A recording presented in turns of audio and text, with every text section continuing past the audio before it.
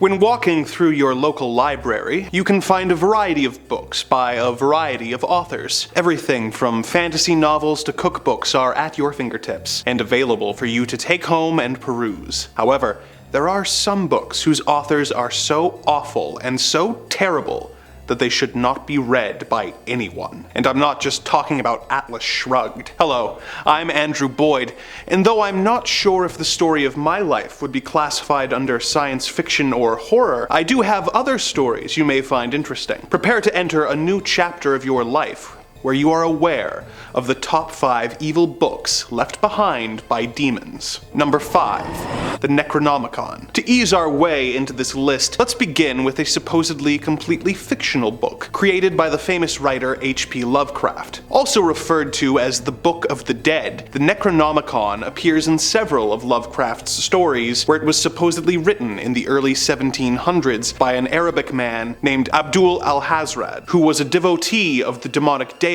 Yog-Sothoth and Cthulhu, before he was apparently horribly devoured by an invisible demon in front of a presumably very confused and very terrified crowd. After this, the work was apparently translated and passed down over the years, having versions made in Greek, Latin, and English, while simultaneously being banned by various political and religious figures throughout history. Lovecraft was very sparing with the details about the contents and appearance of the book, believing that the mystery made it more frightening, though sections of it are quoted in his stories, such as the famous couplet appearing in The Nameless City, which goes, "That is not dead which can eternal lie, and with strange aeons even death may die." Over the years, Lovecraft was asked several times if the Necronomicon was in fact a real book, but he would always answer that it was not, and that the idea came to him in a dream. Of course, a number of paranormal enthusiasts believe that this dream was actually a vision given to Lovecraft by the demonic entities, and over the years, many famous libraries who people believe are hiding copies of the book, such as the Vatican Library, often receive requests from eager readers wanting to know the secrets of life and death, supposedly enclosed within the pages of the Necronomicon. The Book of the Dead appears in many other works of fiction,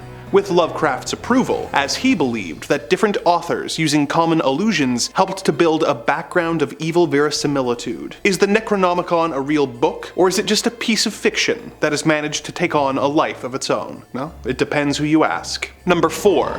The Lesser Key of Solomon. The Lesser Key of Solomon is a grimoire compiled in the 17th century from materials that were already centuries old at the time of the book's original publication. The volume is divided into 5 books, one of which contains instructions on how to grant the practicing magician an eidetic memory and the ability to instantly learn materials. Another of the books teaches the user how to contact angels using a wax tablet and a method known as scrying. 2 of the other books describe the 24 different angels and their relation to the 24 hours in the day, and the 360 spirits of the degrees of the zodiac. However, the Lesser Key's most famous book is known as Ars Goetia, which contains 72 sigils, each representing a different demon, as well as instructions on how to summon the 72 demons, and even how to control them. Before you go searching for a copy at Barnes & Noble, consider the following. The Lesser Key of Solomon is apparently a cursed book, with anyone who owns a copy of it reportedly being subject to constant bad luck, or in some cases, even death. Some owners of the book have reported seeing the pages turning by themselves, and even flying across the room, while hearing whispers and seeing dark shadow people. If this warning has reached you too late, and you have already fallen victim to this horrible curse, the good news is that it can apparently be broken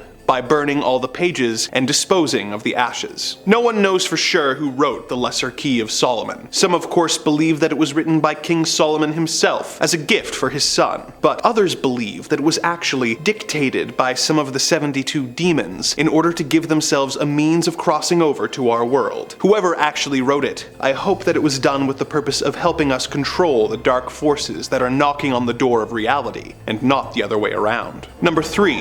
The Book of Soyga. soyga. This 16th century treatise on magic, written in Latin, came into the possession of the former advisor of Queen Elizabeth I and famous mathematician, astrologer, alchemist, and occultist John Dee in the year 1580. The book was filled with spells and instructions on how to summon demons, but most curious of all were the several pages which were covered in more than 40,000 letters, all seemingly distributed at random. John Dee spent 2 years trying to crack the code that would allow him to read the book, but could not. In 1582, his colleague and fellow occultist Edward Kelly offered to perform a seance using a special mirror which would allow the Archangel Uriel to speak through him. They performed the ritual, with Dee recording the dialogue between himself and the angel in his spiritual diaries. Dee began the conversation by asking, "Is my book of soyga of any excellency?" The angel replied in Latin that the pages of the book were indeed special and were revealed to Adam by the good angels of God in the Garden of Eden. When asked if he could help them translate the tablets of letters which comprised the final 36 pages of the book, the angel responded that only the Archangel Michael had the power to decipher it. Dee would spend several more years failing to decipher the final pages of the book, while concerned at the rumors that the book was cursed and would bring death to anyone who translated it within 2.5 years. The book eventually went missing and was considered lost to history, with the only references to it being in Dee's various diaries. This changed in 1994, when a John Dee scholar searched the British Library. It had been searched many times before, but all the previous searchers had made the mistake of looking for it under the letter S for soyga, instead of using the book's alternate title described in one of Dee's diaries, Alderia sive soyga vocor. The scholar found 2 copies of the book using this method. In 2006, a mathematician was able to use a computer to analyze the 46,656 letters of the tables and discover the different keyword that each coded page used. This also revealed that the spelling errors between the 2 books proved that they were both actually copies of an even older text of unknown origin. The author of these texts is still unknown, and though the supposed angel said it was dictated to Adam by angels, the idea of angels in the Garden of Eden teaching Adam how to summon demons seems inconsistent with the established biblical lore. Is this supposedly cursed coded grimoire actually authored by some sinister and malevolent force? And what purpose was the book intended to fill? The more we learn about this book, the more mysterious it seems to get. Number 2.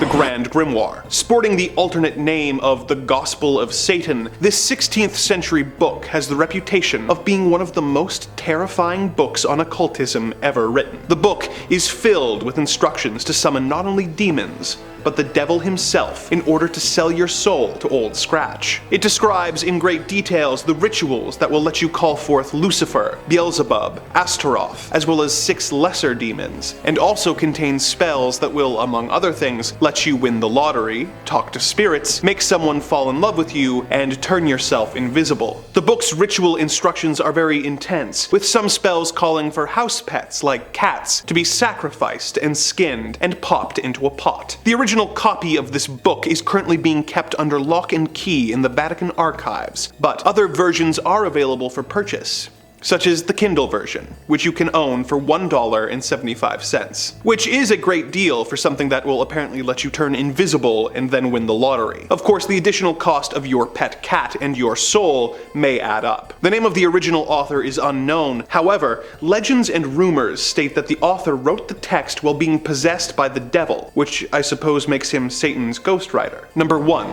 The Voynich manuscript. The Voynich manuscript is a coded book that was believed to have been written at some point in the early 15th century. It was discovered in a locked chest in Rome in the year 1912, and deciphering its history and, more importantly, its meaning has been a goal of several different scholars for many years before and since. Its first known owner was believed to be Rudolph II. Rudolph apparently thought that the mysterious book had been written by Roger Bacon, and purchased the book for a huge amount of money, roughly 600 ducats of gold. The first 100% confirmed owner of the text was an alchemist named George Barish, who found the mysterious book in his personal library, unsure of its origin. It was passed from him to a variety of scholars, emperors, and officials, all of whom failed to decipher its bizarre text and illustrations. Several of the world's best cryptographers from the First and Second World War have tried to decipher its 240 pages, and have not found any way to read the book. Some of the pictures include detailed sketches of plants that are not found in nature, and zodiac signs. As you might expect, there are several theories about the purpose and the author of this book, with some believing that it was a herbology text written in a lost shorthand, and others having more outlandish theories that it was created by aliens from another world. One theory is that the book was written by either a demon or the devil himself, and that anyone who manages to translate its contents will unleash a curse upon the world. A theory they believe is bolstered by the fact that several people who have attempted a translation have gone on to suffer several years of bad fortune. Whether the origin of this book is human or demonic in nature, it is still the most mysterious and curiosity-inducing book in human history. With that, our journey through the demonic Dewey Decimal System is complete. The dark forces that run this evil dimension have asked that I remind you to like, comment, and subscribe, lest they be forced to trap you between the pages of the worst book you've ever read. I must go now,